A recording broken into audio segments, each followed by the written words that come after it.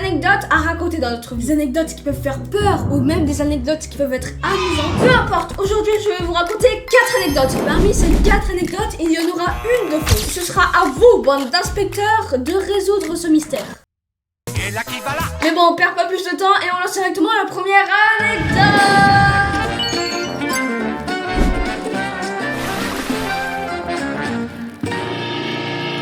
Cette anecdote se passe en 2018. En 2018, j'ai 8 ans, donc je suis en CE2. Donc une année tranquille qui a pas trop d'enjeux non plus. En CE2, je pense que comme tout le monde, j'avais sport. Et parmi ces cours de sport, il y avait natation. Et faut savoir que moi, même à l'heure actuelle, je ne sais pas nager. Je ne sais pas nager. Ne vous moquez pas, ok? Sinon, franchement, moi, je vais m'énerver. Et vous voulez pas me voir m'énerver, hein, vraiment. Et du coup, contrairement à mes camarades de classe, j'avais un handicap énorme. Parce que tout le monde savait nager dans ma classe. Et mon pire ennemi quand j'étais en CE2 et que je faisais natation, c'était ce que j'appelle le toboggan éléphant. Donc, comme son nom l'indique, c'est un toboggan en forme d'éléphant. Hop, tu glisses, wouh, pshash, dans l'eau. Mais ça te fait pas commencer dans l'eau où t'as pied, non, ça te fait commencer là où t'as vraiment pas pied du tout, où c'est méga profond, en bas t'as les abysses. Et donc t'as un élève qui passe, 2 élèves qui passent, 3 élèves, et au fur et à mesure, ça arrive à moi. Donc je saute, et ce jour-là, le maître nageur, il était pas content. En fait, t'avais pas le droit de t'accrocher au rebord qui te permet de t'attraper au cas où si t'as peur, si tu sais pas nager. Là, tu n'avais pas le droit, mais puisque moi, je ne sais pas nager et j'ai pas envie de mourir non plus, et bah je saute directement, hop, sur le rebord. J'avance, et là, puisque j'arrive au bout, j'essaye quand même de nager de bonne volonté. Sauf que ce que j'avais pas pris en compte, c'est que j'avais pas totalement pied. J'étais pile au rebord entre ta papier et ta pied. Donc je lâche, j'essaye de nager, et là, je suis en train de me noyer, tout simplement. Je suis pas bien, j'essaye de nager, j'arrive pas, je suis en mode... Et puis du coup, il y a mes camarades, ils me regardent en mode... Qu'est-ce qu'il a, lui? Mais ta pied, là, pose tes pieds.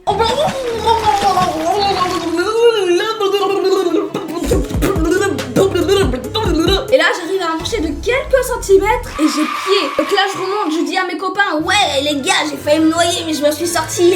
Et du coup, on m'a dit au maître nageur. Et là, le maître nageur me dit, ah ouais, t'as failli te noyer, bah vas-y, montre-moi, retourne dans l'eau, montre-moi comment t'as failli te noyer. Quoi? Donc je retourne, j'attrape la corde et puis là où j'ai failli me noyer, je me lâche et là tu as tout le temps de me noyer une deuxième fois là. Et j'arrive quand même à avancer, à attraper le rebord et remonter. Et le maître nageur me dit, ah ouais non là il y a un problème, ça c'est pas la nage du chien, c'est la nage de l'oiseau ça. Mais espèce de fils de poule, qu'est-ce que t'as? Tu veux te battre, c'est ça? Mais je sais pas nager, je te l'ai dit 20 fois, je sais pas nager. Tu veux que j'aille dans l'eau, en plus tu le refais pour ton plaisir. Et tu veux quoi? Et t'es pas content? Waouh! Du coup après c'est la fin, on se rhabille, on sort, on va dans le bus, blablabla, on retourne à l'école. Et ça c'était la fin de la première anecdote. Est-ce qu'elle était vraie? Est-ce qu'elle était fausse? Et on enchaîne avec la deuxième anecdote.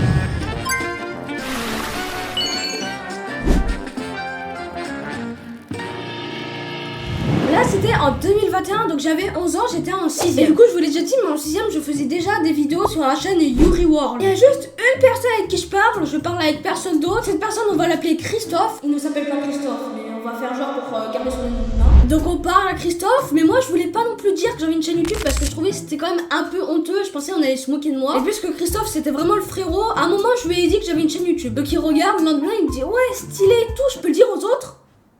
Bah non Christophe. Ah non du coup Christophe. Et je lui dis non, ce sera vraiment trop gênant pour moi, donc ne fais pas ça. Il me dit ok. Donc moi je me dis serein, aucun problème, on va juste parler de ça entre nous, mais personne d'autre le saura. Et pendant un cours d'histoire géo, je m'en souviens très bien, on regardait le classique C'est pas sorcier. Donc on regarde C'est pas sorcier sur YouTube. Vous voyez très bien où je veux en venir. Au bout d'un moment, t'as la CPE qui rentre, qui fait bonjour, est-ce que Madame Cassoulet est là? Donc ma prof elle dit oui, et la CPE dit viens, venez, viens avec moi, t'inquiète, tranquille. Donc elle va avec la CPE, elle met pause à la vidéo et elle part. Elle nous laisse que la classe entre nous. Et là mais Christophe il a pété un plomb. Alors que tout le monde parlait, il se lève, il va au niveau du PC, il quitte les vidéos de C'est pas sorcier et il écrit Yuri World. Ah bah dis donc, je croyais qu'on en allait pas en parler vraiment. Donc il écrit Yuri World et puisque personne ne s'appelle Yuri World sur YouTube, il tombe directement sur ma chaîne. Et là mais je me cachais, j'en pouvais plus, j'étais comme ça. Et la classe mais elle rigole. Mais attention petit karma parce que la prof revient, donc la vidéo est encore en cours. Donc elle rentre et elle voit ça. Moi je suis une resta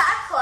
Y'a pas, ouais, j'ai être autant populaire que moi, y'a pas. Donc elle dit mais c'est quoi cette connerie? Christophe, 1 heure de colle. Alors vraiment, elle était pas contente, mais c'est justifié, c'est justifié. Mais bon, malgré ça, j'étais quand même méga gênée parce que du coup, en récréation, tout le monde faisait que parler de ça, j'en pouvais plus. Et voilà, c'est la fin de cette deuxième anecdote. Oh là là, qui était vraie, ou peut-être pas. Et on passe directement à la troisième anecdote.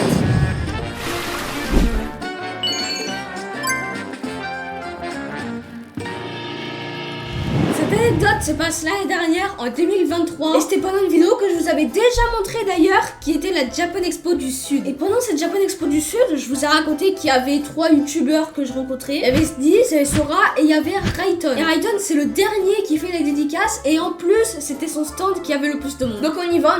Et ça se passe comme dans la vidéo. Donc on prend une photo et je vous l'avais pas montré dans la vidéo. Mais après, il me dit ouais, est-ce que tu veux une dédicace? Je lui dis ouais. Et pour la blague, je lui dis moi aussi, je peux te faire une dédicace, t'inquiète. Il a répondu oui, il a dit oui. Donc il me fait sa dédicace, je lui fais ma dédicace avec écrit Yuri dessus. Je lui donne, il est tout content, il fait waouh, une signature de Yuri World. Il a dû l'acheter à la poubelle depuis. Et donc voilà, c'est déjà la fin de cette troisième anecdote qui était extrêmement courte. Et puis on passe directement à la quatrième et dernière anecdote.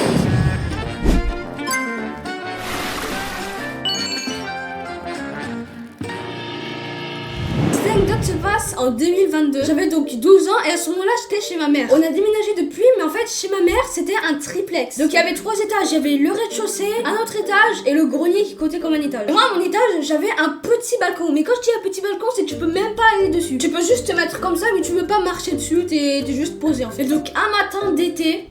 C'est faux, j'en sais rien. Comme à d'habitude, j'ouvre mes volets comme ça, il y a le jour qui vient, blablabla. Et là, je regarde à gauche et qu'est-ce que je vois? Je vois un nid. Mais un vrai nid avec des branches et tout. Et dans ce nid, il y a des œufs. Rapidement, avec ma mère, on se rend compte qu'en fait, c'est des œufs de pigeons. Donc j'étais assez surpris et chaque jour, je filmais comme ça au cas où ça me servait. Et donc au bout d'à peu près un mois, je me souviens plus, les œufs éclos. Et là, on voit des petits poussins, des petits bébés pigeons, c'est trop mignon. Et du coup, voilà, on les voit grandir. Et à un moment, ça devient des vrais pigeons. Ils prennent leur envol et on les revoit plus. Donc voilà, c'était la fin de ces 4 anecdotes. Pour vous, quelle est la fausse? Je vous rappelle, il y a la première qui était la noyade. La deuxième qui était Christophe qui a montré la vidéo à toute la classe. La troisième où j'ai fait une dédicace au youtubeur Rayton.